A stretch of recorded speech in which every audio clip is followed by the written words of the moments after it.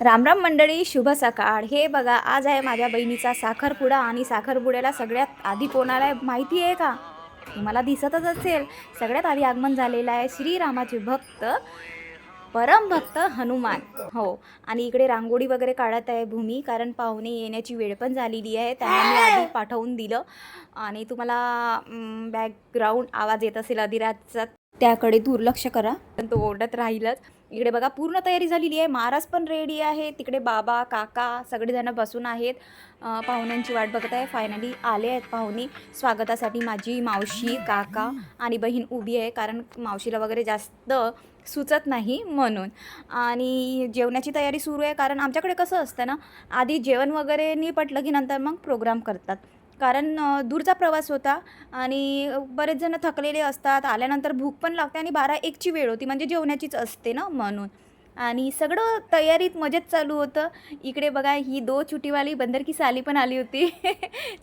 ससा खूप छान. आणि मी, आई आणि माझी बहीण आहे ही, आम्ही बसून होतो. कारण अधिराजचं बघा इकडे वेगळंच काहीतरी चालू होतं. देवदाससारखा बसून होता तो. बॉटल घेतली आणि आपली बस दिवसभर बॉटलमध्ये होता तो. आणि नंतर पुन्हा रेंग ही आली माझी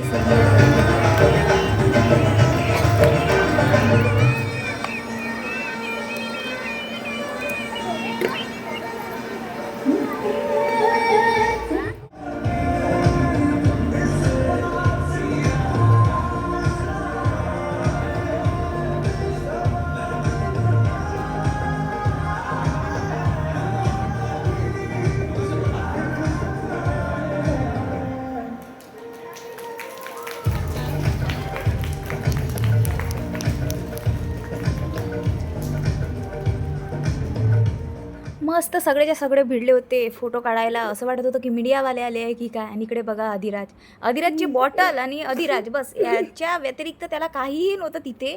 काही एन्जॉय नाही, काही नाही. एवढे सगळे मस्त पाहुणे आहेत, छोटे मुलं. याला बघा तिथे झोप येत आहे. त्याला म्हटलं तू घरी जा रे, थोडंसं झोपून ये. आणि बहिणीचं साक्षगंध म्हटलं, बहिणीकडचा प्रोग्राम म्हटलं तर कामं तर करणं आलंच आणि ते करावंच लागणार आहे. फायनली ते सगळं सामान आतमध्ये नेऊन ठेवायचं होतं, कारण बरोबर ज्याचं आहे त्याला आपल्याला परत पण द्यायचं आहे. आणि नंतर पटापट आवरून झाल्यानंतर आमचा प्लॅनिंग होतं की थोडंसं तरी आपण दांडिया वगैरे खेळू, कारण मी इथे त्यात जास्त खेळू शकत नाही.